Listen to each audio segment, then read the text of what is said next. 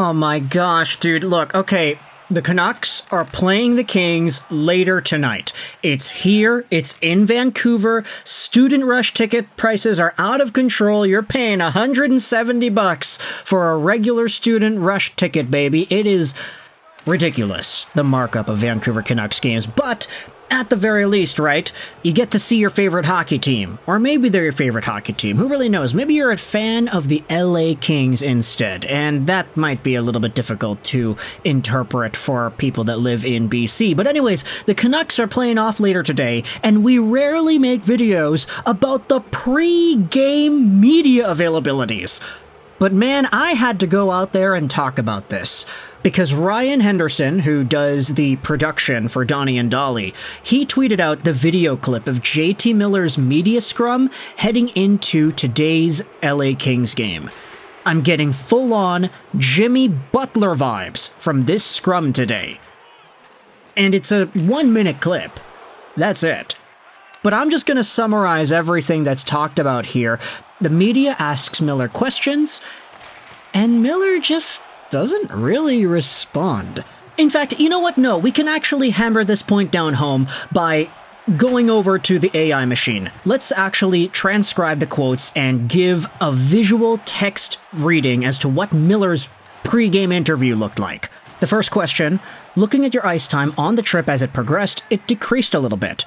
Is that in your mind? What do you think has led to that? Miller replies, yeah, I don't know. Probably I just have to play a little better. I don't know what you want to say. Over your time here, there's been a lot of success on the ice. You've been praised at times, you've been criticized, but you've always kind of been the emotional heartbeat of this team. That emotional side, we've seen less of, just from the outside. Do you see it that way? Like, do you feel that part might be a little bit missing, or how do you see where you're at? Miller replies, I don't know. It's probably for you guys to interpret, right? I'm not really conscious of it. The question then goes into the opponent, JT. LA is a team that doesn't give up much offensively. What's the key to creating those opportunities against them? Then Miller replies with an actual hockey answer. You have to be willing to play an ugly game, get inside, get cross-checked, get and be physical, stuff like that. If you're committed there, you'll have success. And then the final question here, just got a little bit of time. I think before the third period of the last game, you know, you're talking to the trainer, there's been some suggestions that maybe you're dealing with an injury. I know you're not going to get into specifics, but how healthy are you? Miller replies, can you just answer your question? I'm good. And there's this weird, energy when you watch the video, and I think, maybe this is just me being a stupid Canucks fan and overreacting to everything, because I read the comments, guys. Y'all are getting all upset about, oh, Lego, why you gotta make a video about this? You're milking it, you're clickbaiting it, yada, yada, yada, and, I'm not gonna say that you're wrong. But when there's always new stuff to talk about, what, am I just gonna go out there and ignore it? Come on, man. Even the media, Donnie and Dolly producers going out there and saying that this is Jimmy Butler vibes. I had to ask my friends on social media, what the hell does Jimmy Butler vibes even mean? I don't know anything about basketball. What's Jimmy Butler have to do with this? And it turns out that situation's a lot worse in the NBA, with the Miami Heat suspending that guy and him demanding that he gets traded and he doesn't want to re-sign and everything. But when it comes to JT and the Vancouver Canucks, let's just go out there and read some of the replies here. Where are the Canucks late with one of JT Miller's paychecks this summer? Quiet quitting on full display. It feels like Tocchet has lost the room. Players are hurt, he's saying they aren't, forcing them to play, and then benching them when knowing they aren't healthy. It's so painfully obvious that he's checked on the ice, and in interviews, they need to make a move ASAP. Looks like someone that has shut himself down emotionally as part of the process of allowing himself to move on from this team. For heart and soul people, it's how you deal with an impending ending to something you care deeply about. His time is coming to an end, and he knows it. He's done. No interest standing there, answering questions. His heart ain't in it. And this, I think, is a really interesting conversation point.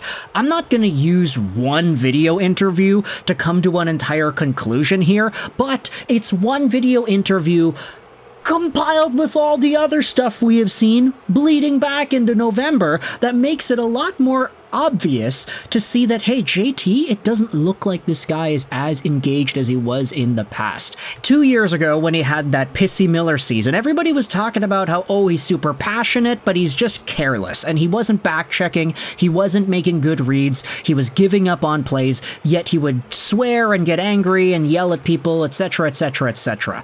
Now we're starting to see a little bit more of that, but with the media interviews and how, let's just say, cold and shut down Miller seems to be with some of these answers, it's looking a lot more like a guy who's in that detachment phase. I love that Twitter post made by Joel. Looks like someone that has shut himself down emotionally. For heart and soul people, it's how you deal with an impending ending to something you care deeply about. That is honestly a really good dissection of the human psyche for people that have that heart and soul quality. When you know the end is near, it's hard to really give a crap about it. It's hard to fully engage yourself and answer with the best, most articulate answers you can, and instead it's easier to just kind of shove it off to the side. Oh, Miller, like, why are you not played as much? Or what's going on here? I don't know. It's for you guys to interpret, right? There's been speculation and conversations about your ice time, and you're talking to the trainer. How healthy are you? And then he replies, can you answer your own question? I'm good. You also had yourselves this post. Mike Martinago posted the same video saying, it's such a painful watch. Him and Petey need to get over themselves. And some of the replies on this are going over the idea of a trade. Taj went out there and said this, his agent has leaked to multiple insiders that Miller will waive for the right situation. He's not even playing hardball with the no move. He doesn't need to ask for a trade. That says it all. It's truly amazing. He's not even getting mad anymore. He just doesn't care at all. The Canucks haven't even uploaded this scrum to their own social media at this point. I love JT, but this is over, man. Time to move on. Get this guy out of Vancouver. I mean, Canucks fans are all buzzing around in the replies here too, and maybe they're only doing that because it's Twitter, right? Like, I think Twitter is the most cesspool-like, over-dramatic, hockey-consuming media platform that exists ever, but ultimately, this is the main discourse that I'm seeing pop up throughout on this day, heading into the game against the LA Kings. And look, everything can go well against the Kings. I won't discredit that. If LA craps the bed, Vancouver wins 7-0, Miller has 5 points, and Petey has a hat trick or something, then okay, like, we'll talk about it then. We'll go over the entire situation in the post-game video and go over the numbers and all that. It's gonna be great. But if that doesn't happen, if the Canucks give yet another uninspired performance like they had against the Winnipeg Jets, and if JT Miller just plays the way that he has been playing as of late, not really receiving passes, not skating hard enough, not making proper reads, turnovers, giveaways, I mean, if that keeps on happening, then of course, we're going to talk about it then.